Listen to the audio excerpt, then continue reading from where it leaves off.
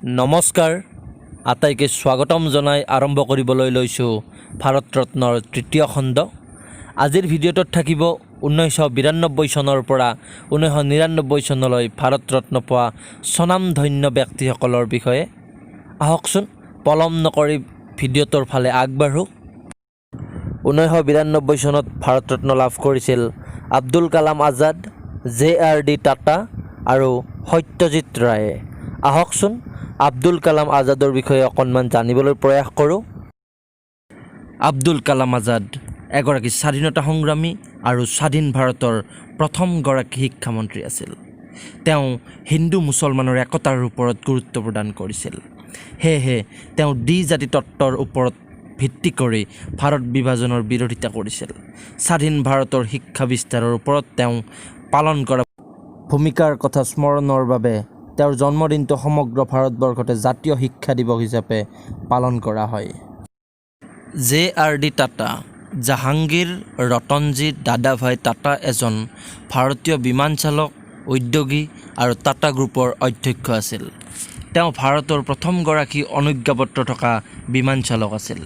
তেওঁৰ অধ্যক্ষতাৰ সময়ছোৱাত টাটা গ্ৰুপৰ অন্তৰ্গত বিভিন্ন উদ্যোগ প্ৰতিষ্ঠা কৰা হৈছিল। তাৰ ভিতৰত Tata Motors, Tata salt, Voltas, air India আদি উল্লেখযোগ্য। তেওঁ ভাৰতীয় উদ্যোগ খণ্ডলৈ আগবঢ়োৱা সেৱাৰ বাবে ভাৰত চৰকাৰে তেখেতক 1992 চনত ভাৰত ৰত্ন সন্মানেৰে সন্মানিত কৰে। নেক্সট, সত্যজিৎ ৰায়। সত্যজিৎ ৰায় প্ৰখ্যাত ভাৰতীয় চলচ্চিত্ৰ নিৰ্মাতা আৰু লিখক আছিল। তেওঁক বিংশ শতিকাৰ মহান চলচ্চিত্ৰ নিৰ্মাতাসকলৰ ভিতৰত অন্যতম আছিল। তেখেত কলিকতাৰ কায়স্থ পৰিয়ালত জন্মগ্ৰহণ কৰিছিল আৰু পৰিয়ালটো কলা আৰু সাহিত্যৰ লগত ওতঃপ্ৰোতঃভাৱে জড়িত আছিল। তেখেতৰ জীৱনজোৰা সাধনাৰ বাবে 1992 চনত সন্মানীয় একাডেমী বঁটা প্ৰদান কৰে। তেখেতৰ প্ৰথম চিনেমা আছিল পথেৰ পাঁচালী। নেক্সট, 1997 চনত ভাৰত ৰত্ন লাভ কৰিছিল গুলজাৰিলাল নন্দা, অৰুণা আছাফ আলী আৰু সকলোৰে জনপ্ৰিয় ডক্টৰ APJ আব্দুল কালাম। আহকচোন এই বিশেষ ব্যক্তিকেইজনৰ বিষয়েও অকণমান জানিবলৈ প্ৰয়াস কৰোঁ। গুলজাৰিলাল নন্দা আছিল ভাৰতৰ এগৰাকী প্ৰখ্যাত ৰাজনীতিবিদ, অৰ্থনীতিবিদ, যিজনে শ্ৰমিকসকলৰ সমস্যাসমূহ সমাধানৰ ক্ষেত্ৰত বিশেষ ভূমিকা লৈছিল। তেখেতে জৱাহৰলাল নেহৰুৰ আৰু লাল বাহাদুৰ শাস্ত্ৰীৰ মৃত্যুৰ পিছত কিছুদিনৰ বাবে প্ৰধানমন্ত্ৰীৰ দায়িত্বভাৰ লৈছিল, কাৰণ তেওঁ দুয়োজনৰ মৃত্যুৰ সময়ত গৃহমন্ত্ৰী পদত আছিল। 1997 চনত তেখেতক ভাৰত চৰকাৰে ভাৰত ৰত্ন সন্মানেৰে সন্মানিত কৰে। নেক্সট, অৰুণা আছাফ আলী এগৰাকী প্ৰখ্যাত ভাৰতীয় শিক্ষাবিদ, ৰাজনীতিবিদ আৰু প্ৰকাশক আছিল। তেওঁ ভাৰতীয় স্বাধীনতা সংগ্ৰামত সক্ৰিয়ভাৱে অংশগ্ৰহণ কৰিছিল। তেখেত 1942 চনৰ ভাৰত ত্যাগ আন্দোলনৰ সময়ত গোৱালিয়া টেংক মৈদান, বম্বেত ভাৰতীয় পতাকা উত্তোলন কাৰ্যসূচীত জড়িত আছিল। স্বাধীনতাৰ পৰৱৰ্তী কালত তেওঁ সক্ৰিয় ৰাজনীতিত অংশগ্ৰহণ কৰিছিল আৰু দিল্লীৰ প্ৰথমগৰাকী মেয়ৰ হৈছিল। দেশৰ প্ৰতি আগবঢ়োৱা মহান অৱদানসমূহৰ বাবে তেখেতক ভাৰত ৰত্ন প্ৰদান কৰা হয়। নেক্সট, ডক্টৰ আবুল পাকিৰ জয়নুল আবেদিন আব্দুল কালাম, চমুকৈ APJ আব্দুল কালাম প্ৰখ্যাত মহাকাশ বিজ্ঞানী, গৱেষক, পাৰমাণৱিক অস্ত্ৰ নিৰ্মাতা, ভাৰতৰ সৰ্বকালৰ জনপ্ৰিয় ৰাষ্ট্ৰপতি, প্ৰেৰণাদায়ী বক্তা, মটিভেশ্যনেল স্পীকাৰ, ভাৰতৰ স্বপ্নদ্ৰষ্টা আৰু লিখক আছিল। তেখেত আমাৰ বাবে অনুপ্ৰেৰণাৰ উৎস। তেওঁ বিশ্বত মিছাইল মেন ৰূপে জনসমাদৃত। তেখেতক সন্মান জনাই তেখেতৰ জন্মদিনটোত অৰ্থাৎ 15 অক্টোবৰ তাৰিখে বিশ্ব বিদ্যাৰ্থী দিৱস হিচাপে পালন কৰা হয়। নেক্সট, ভাৰত ৰত্ন লাভ কৰিছিল 1998 চনত MS শুভালক্ষ্মী আৰু চিদাম্বৰম সুব্ৰমণিয়মে। আহকচোন অকণমান জানিবলৈ প্ৰয়াস কৰোঁ। MS শুভালক্ষ্মী এগৰাকী দক্ষিণ ভাৰতৰ প্ৰসিদ্ধ গায়িকা আছিল। তেওঁ হৈছে ভাৰত ৰত্ন লাভ কৰা প্ৰথমগৰাকী সংগীতজ্ঞ। ইয়াৰ উপৰিও তেওঁ ৰাষ্ট্ৰসংঘৰ সাধাৰণ পৰিষদত সংগীত পৰিৱেশন কৰা প্ৰথমগৰাকী ভাৰতীয় আছিল। তেখেতে দেশৰ প্ৰতি আগবঢ়োৱা সেৱাৰ বাবে 1998 চনত ভাৰত চৰকাৰে তেখেতক ভাৰত ৰত্ন সন্মানেৰে সন্মানিত কৰে।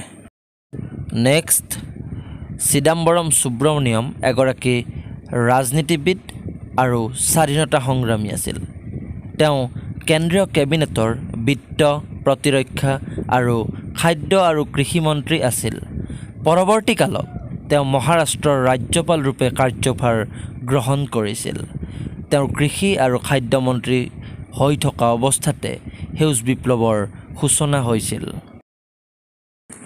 1999 চনত ভাৰত ৰত্ন লাভ কৰিছিল জয়প্ৰকাশ নাৰায়ণ, অমৰ্ত্য সেন, গোপীনাথ বৰদলৈ আৰু ৰবি শংকৰে।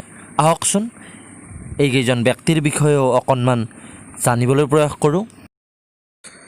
জয়প্ৰকাশ নাৰায়ণ ভাৰতৰ স্বাধীনতা সংগ্ৰামৰ এজন আগশাৰীৰ মুক্তিযোদ্ধা, সমাজবাদী ৰাজনৈতিক নেতা আছিল। তেওঁক ভাৰত ত্যাগ আন্দোলনৰ নায়ক বুলি কোৱা হয়। জয়প্ৰকাশ নাৰায়ণে বিখ্যাত সৰ্বাত্মক বিপ্লৱৰ নেতৃত্ব দিছিল। দেশ তথা জনতাৰ নামত নিজকে উচৰ্গা কৰা এই লোকনায়কগৰাকীক ভাৰত চৰকাৰে দেশৰ সৰ্বোচ্চ সন্মান ভাৰত ৰত্ন বঁটাৰে সন্মানিত কৰিছিল। 1930 চনৰ পৰা 1932 চনলৈ তেওঁ কংগ্ৰেছ দলৰ সম্পাদক হিচাপে কাৰ্যনিৰ্বাহ কৰিছিল। তেওঁ বাৰাণসীত থকা ইনষ্টিটিউট অৱ গান্ধীয়ান ষ্টাডিজ নামৰ অনুষ্ঠানটিৰ প্ৰতিষ্ঠাতাও আছিল। অমৰ্ত্য সেন এগৰাকী বিশিষ্ট ভাৰতীয় অৰ্থনীতিবিদ। 1998 চনত অৰ্থনীতি বিষয়ত পৃথিৱীৰ সৰ্বোচ্চ সন্মান নোবেল বঁটা লাভ কৰিছিল। তেওঁৰ জীৱনজোৰা সাধনা আৰু গৱেষণাই অৰ্থনীতিৰ প্ৰচলিত ধাৰণাৰে নতুন দিশ উন্মোচিত কৰি বিশ্বৰ কল্যাণকামী অৰ্থনীতিৰ ক্ষেত্ৰত এক নতুন তত্ত্ব দাঙি ধৰিবলৈ সক্ষম হয়। তেখেতৰ এই তত্ত্বই পৃথিৱীৰ দৰিদ্ৰ আৰু দুৰ্ভিক্ষসকলৰ কল্যাণ উন্নয়নৰ সুগম পথৰ সন্ধান দিয়ে। 1999 চনত ভাৰত চৰকাৰে তেওঁক ভাৰতৰ শ্ৰেষ্ঠ সন্মান ভাৰত ৰত্ন সন্মানেৰে সন্মানিত কৰে। গোপীনাথ বৰদলৈ আছিল স্বাধীন অসমৰ প্ৰথমগৰাকী মুখ্যমন্ত্ৰী আৰু ভাৰতৰ স্বাধীনতা সংগ্ৰামৰ সক্ৰিয় কৰ্মী। ৰাজনীতিৰ ক্ষেত্ৰত তেখেত মহাত্মা গান্ধীৰ অহিংসা নীতিৰ সমৰ্থক আছিল। অসম আৰু অসমীয়াৰ প্ৰতি তেখেতৰ অৱদানৰ বাবে তেতিয়াৰ অসমৰ ৰাজ্যপাল জয়ৰাম দাস দৌলতৰামে তেখেতক লোকপ্ৰিয় উপাধিৰে বিভূষিত কৰিছিল। ভাৰতে স্বাধীনতা লাভ কৰাৰ পাছত ধৰ্মৰ ভিত্তিত ভাৰত বিভাজনৰ সময়ত মুছলিম লীগে সেই সময়ৰ প্ৰধানমন্ত্ৰী জৱাহৰলাল নেহৰুৰ সৈতে আলোচনা কৰি অসমখন সেই সময়ৰ পূব পাকিস্তান আৰু বৰ্তমানৰ বাংলাদেশৰ অংশ কৰিব বিচাৰিছিল যদিও বৰদলৈৰ প্ৰবল বিৰোধিতাৰ বাবে অসম বাংলাদেশৰ অংশ হোৱাৰ পৰা ৰক্ষা পৰে। তেওঁ হৈছে দেশৰ সৰ্বোচ্চ অসামৰিক সন্মান পোৱা প্ৰথম অসমীয়া ব্যক্তি। ৰাজনৈতিক বিচক্ষণতা, মনোমোহা ব্যক্তিত্ব, সত্যবাদিতা তেওঁৰ ব্যক্তিত্বৰ অন্যতম অলংকাৰ আছিল। ৰবি শংকৰ এজন ভাৰতীয় বঙালী সংগীতজ্ঞ, যিজন সেতাৰ বাদনত কিংবদন্তি তুল্য শ্ৰেষ্ঠত্বৰ বাবে বিশ্বব্যাপী সুপৰিচিত। ভাৰতীয় শাস্ত্ৰীয় সংগীতৰ মাইহাৰ ঘৰানাৰ স্ৰষ্টা আচাৰ্য আলাউদ্দিন খান চাহাবৰ শিষ্য ৰবি শংকৰে ভাৰতীয় শাস্ত্ৰীয় সংগীতৰ ঐতিহ্য আৰু ভাৰতীয় সংগীতক পাশ্চাত্য বিশ্বৰ কাষত প্ৰথমে তুলি ধৰে। তেওঁৰ সাংগীতিক কৰ্মজীৱনৰ পৰিব্যাপ্তি 6 দশক জুৰি। বৰ্তমানে ৰবি শংকৰ দীৰ্ঘতম আন্তৰ্জাতিক কৰ্মজীৱনৰ বাবে গ্ৰীনিজ ৰেকৰ্ডৰ অধিকাৰী। তেখেত অল ইণ্ডিয়া ৰেডিঅ'ৰ সংগীত পৰিচালকো আছিল। সংগীতৰ ক্ষেত্ৰত আগবঢ়োৱা এই মহান অৱদানৰ বাবে তেওঁক 1999 চনত ভাৰত চৰকাৰে দেশৰ সৰ্বোচ্চ অসামৰিক সন্মান আগবঢ়ায়। ভিডিঅ'টো শেষলৈ চাই থকাৰ বাবে আপোনালোকক ধন্যবাদ জনালোঁ। আশা কৰোঁ ভিডিঅ'টো নিশ্চয় ভাল পালে। যদি ভিডিঅ'টো ভাল পালে লাইক, শ্বেয়াৰ আৰু কমেণ্ট কৰিবলৈ নাপাহৰিব। যদি আপুনি আমাৰ ইউটিউব চেনেলত নতুন তেতিয়াহ'লে ছাবস্ক্ৰাইব কৰিবলৈ নাপাহৰিব। ধন্যবাদ।